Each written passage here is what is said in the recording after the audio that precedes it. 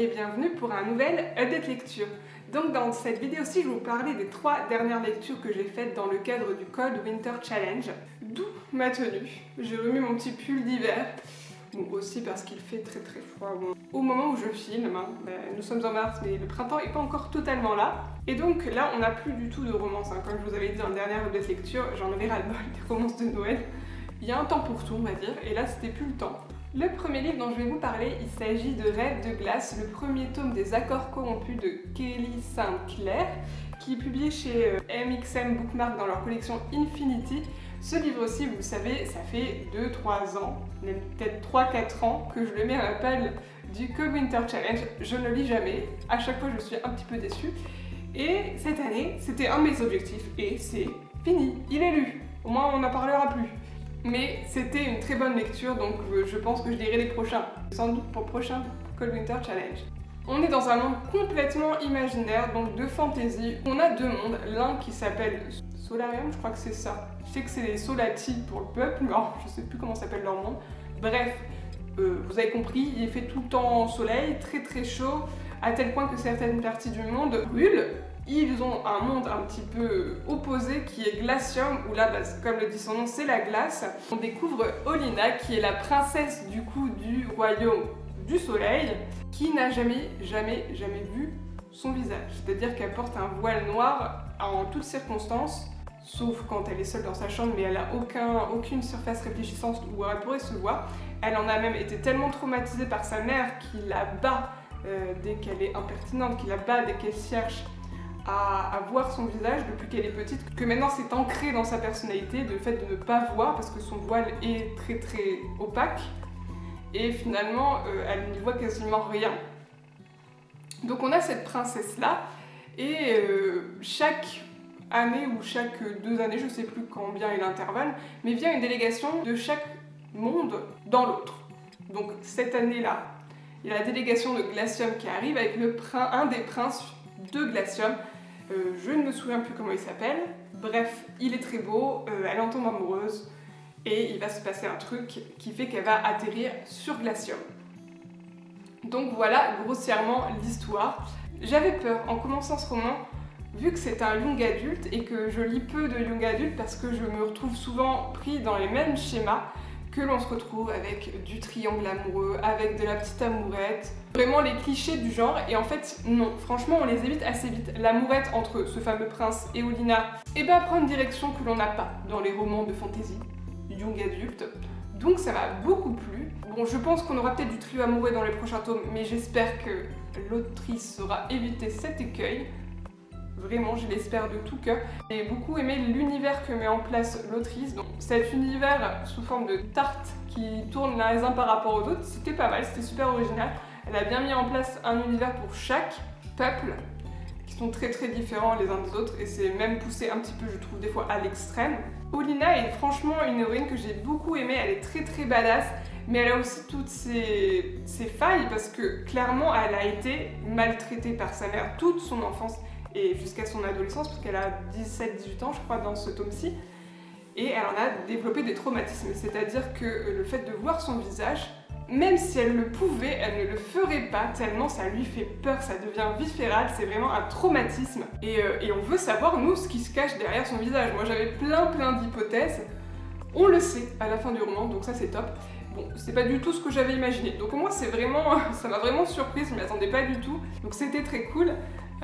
Après c'est un tome très introductif je trouve, parce qu'on passe énormément de temps sur Solarium, je crois que c'est ça, je ne sais plus, donc à mettre en place l'histoire, à mettre en place le personnage d'Olenna, son contexte, pourquoi finalement elle va atterrir sur Glacium. Des fois c'était même un peu trop long, je pense qu'il y avait des passages pas obligatoires, mais j'ai bien aimé. Et puis j'ai bien aimé les personnages secondaires, surtout le roi des Glacium qui est juste trop bien, mais je pense que tout le monde l'aime, c'est pas possible autrement. La fin te donne envie d'aller voir plus loin. Clairement, t'as qu'une envie, c'est d'aller acheter le tome 2. Je me suis réfrénée, en toute honnêteté, quand j'ai fini celui-ci, d'acheter le tome 2. Je me suis dit non Marine, tu vas l'acheter et puis tu vas pas le lire, tu te connais, t'as trop d'autres trucs et tout. Donc non, réfrène-toi, finis ta palle du Cold Winter Challenge. limite tu l'achèteras pour l'année prochaine, mais là tu te réfrènes. Mais c'est vrai que c'est très très addictif et que tu as envie de te plonger dans les quêtes qui arrivent direct. Donc franchement, en toute honnêteté, très bonne fantasy young adulte qui évite les clichés avec un univers super original et l'histoire n'est pas tant bateau que ça. Les personnages peut-être, les différents types de royaumes aussi un peu cliché, mais l'histoire, non pas tant en vrai. Ensuite, j'étais bien dans de la fantasy, mais d'habitude, généralement, j'alterne avec un autre style parce que les livres de fantasy sont souvent assez durs. Mais là, comme c'était de la fantasy young adulte, en fait, ça s'est lu hyper rapidement. Donc j'ai enchaîné directement sur une fantasy un peu plus dark, on va dire. Il s'agit de Que passe l'hiver de David Brie, je ne sais pas comment ça se prononce, donc publié chez L'Homme sans nom. Et là, on est dans une fantasy, oui, vraiment plus dark, plus sombre, mais très très poétique. On rencontre Stig, qui est un jeune homme qui est le fils d'une des 5 tribus qui peuplent cet endroit de la forêt et qui assiste à son premier solstice d'hiver. Le solstice d'hiver, c'est en gros la grosse cérémonie où chaque clan va venir se regrouper dans un endroit qui s'appelle la clairière et célébrer le solstice avec le roi de la forêt, qui est un demi-dieu, qui est le fils du dieu soupirain qu'ils adorent. Donc Stig il est super content et il avait qu'une hâte, c'est d'aller sur ce solstice, sauf que dès la première nuit, il y a une personne qui décède et que Stig ne pense pas du tout que c'est accidentel. Donc il va commencer à enquêter, etc.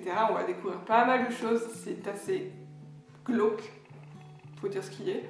Mais j'ai bien apprécié ma lecture. J'ai trouvé que l'écriture de David Brie était super belle. Il a vraiment fait les efforts sur certaines parties. Le tout début, en fait, est raconté du point de vue du roi de la forêt. Et il y avait de tellement belles phrases, de tellement belles tournures que j'ai voulu retenir des citations, ce que je ne fais pas du tout d'habitude. Je relève quasiment jamais des citations, mais là c'était tellement beau comment c'est écrit, j'étais genre waouh, c'est magnifique, c'est poétique, c'est tout ce qu'on veut.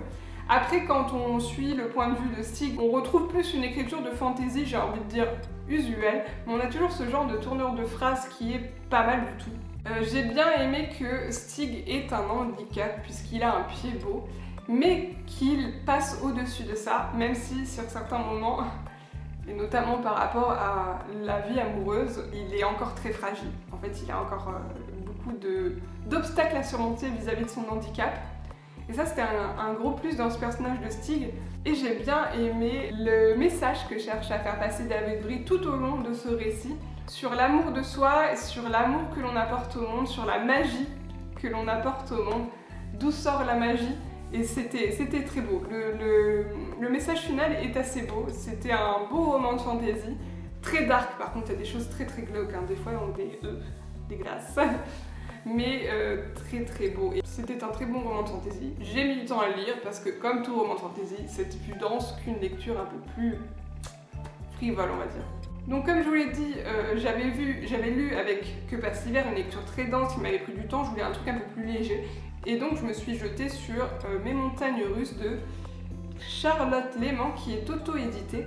Et donc dans cette histoire-ci, on découvre Sacha qui est une jeune femme qui a sa petite vie bien rangée en fait, elle a son petit job, elle parle pas trop à sa famille et là en fait ils sont allés vider la maison de sa grand-mère dont elle était très très très proche pour la vendre en fait tout simplement. Parce que sa grand-mère est décédée il y a quelques années et finalement cette maison personne n'y vient, plus personne n'a de lien et ils se disent que c'est beaucoup trop lourd à porter. Bon, bref, ce qui arrive souvent malheureusement quand on perd un grand-père ou une grand-mère.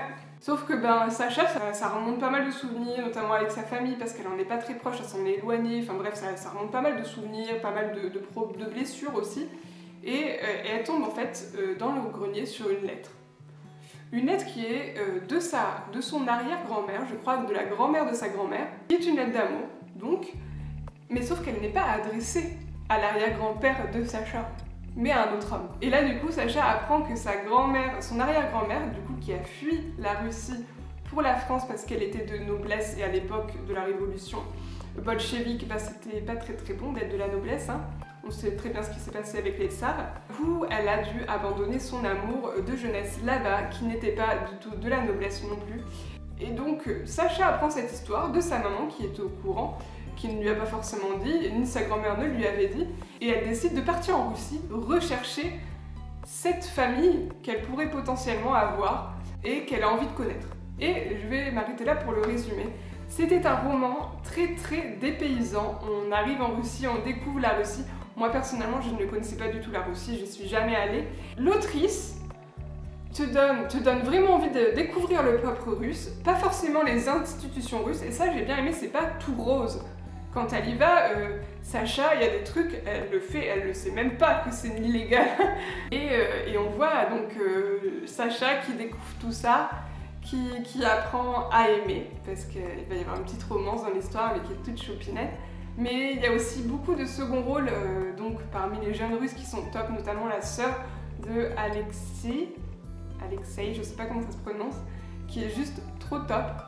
C'est une jeune femme super bien. Et donc j'ai beaucoup aimé ma lecture. C'est une quête initiatique, c'est un roman initiatique et qui nous apprend énormément de choses sur la Russie. C'est un petit roman, il n'est pas très gros, hein, je sais plus combien il fait.